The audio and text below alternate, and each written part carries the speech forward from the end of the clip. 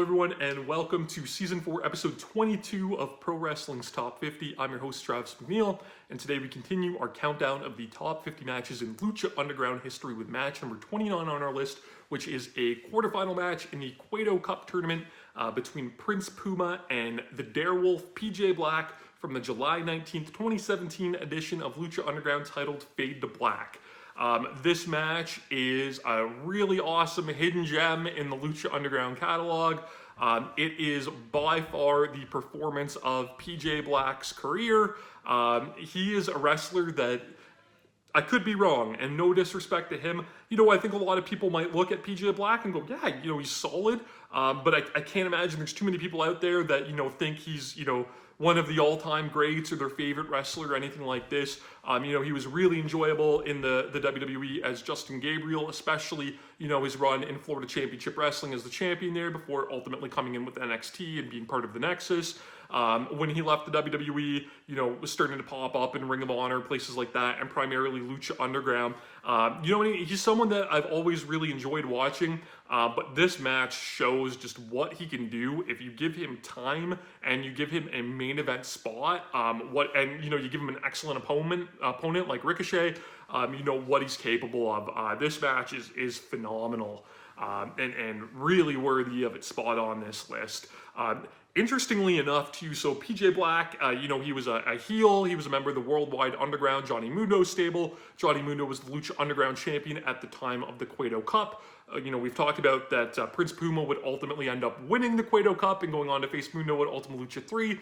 So perfect storytelling that in order for him to eventually get there, he has to go through one of Johnny Mundo's stablemates. Despite, the face-heel dynamic, Prince Puma at this point kind of going to the darker side due to his allegiance with Vampiro.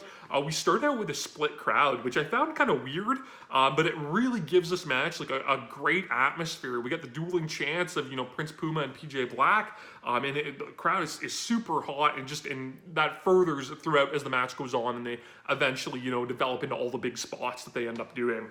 We get, the gymnastics kind of sequences to start. Prince Puma's so good here, landing on his feet, doing kip-ups, doing cartwheels, just showing that he is a notch above, everybody else, PJ Black included. And of course, PJ Black at that point decides, I'm athletic, maybe can't keep up with this dude, I need to slow it down. And he goes to submissions, a really great spot where he hits a reverse suplex and rolls it right into a dragon sleeper, which I loved. It looked awesome. Prince Puma, ends up mounting a comeback. He gets the springboard clothesline he does, a standing shooting star press. He goes for a satellite DDT, but Black counters that into a brainbuster, which was awesome, and just such a good cutoff maneuver. It was brutal, it was unexpected, it was out of nowhere, and I really, really liked it. Puma starts to get rolling again a little bit. He would do an ace crusher where when his opponent would kind of run into the ropes, he would follow behind, like very Naomichi Marufuji-esque, but hit an ace crusher running out, so he hits that, and he gets the regal plex. It's only good for 2. He goes for a drop kick in the corner, and again, PJ Black cuts him off with these big power moves. He catches the drop kick in the corner, and then from almost like a power slam position, throws him back into an ace crusher. It looked great. He hits a bunch of different, names for this maneuver. I call it the over easy. I think that's what Chris Sabin called it in like 2003. But like a Canadian backbreaker, then spun into a DDT. So all of these big moves that PJ Black's busting out to cut off Puma's extended offensive runs, but they're only good for 2.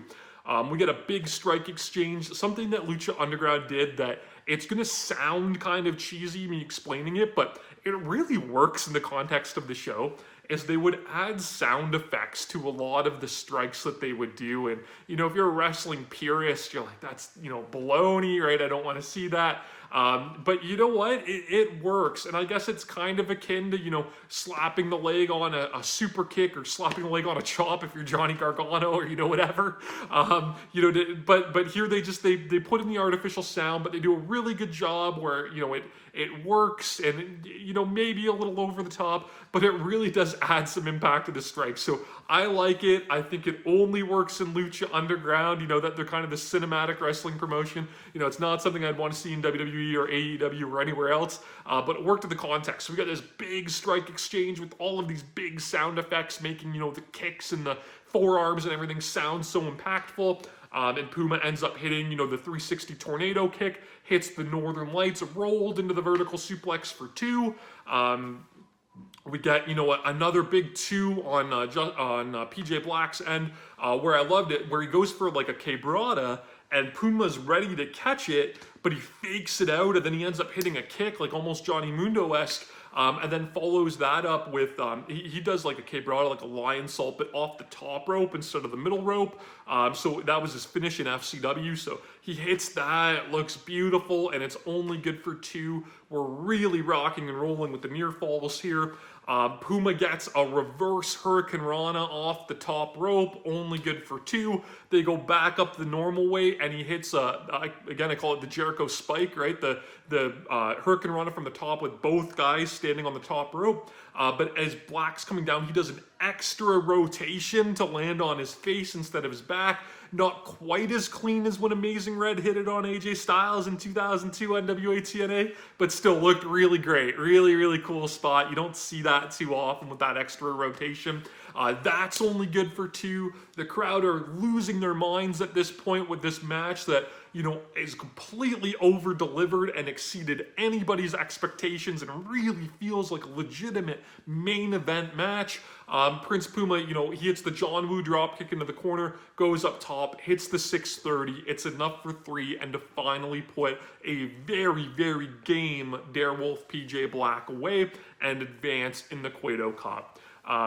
Like I said, this match, you're getting big time spots. All of the stuff in between it is good. You're getting the performance of a lifetime from a very underrated professional wrestler in PJ Black.